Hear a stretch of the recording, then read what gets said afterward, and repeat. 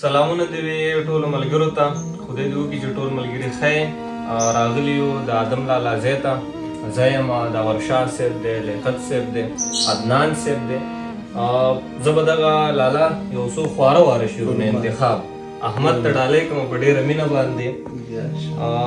یو شاعر وایي د ورشاه صاحب وایي روغ لیوني څوک څوک دي، روغ لیوني څوک څوک دي، تا چې مني څوک څوک دي، زه د باچا خان مرید ځان پیژنې څوک څوک دي.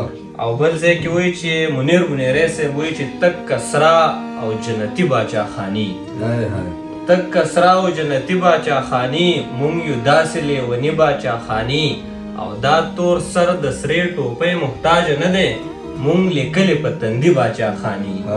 او بل ځای کې بیا منیر صاحب وایي زه د خپل زړه منمه، زه د هیچا نه منم، ته باچا خان نه منې، زه جو زه تا نه منم، او که څه جایزه وي نو د سور کافر هم منم، خو ناجایزه ګورې د خپل دادا نه منم.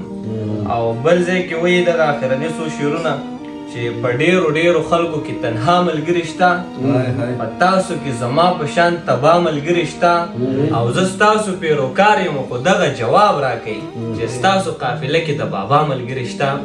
ډېره مننه. په آخره کې لالا که تاسو څه وایئ. ډېره مننه ستاسو د لیاقت خان د ورشاه صاحب د عدنان صاحب چې تاسو په لوی ځان دلته راغلئ، تا ته په خیر علي او د عمرو مبارکي هم وایو.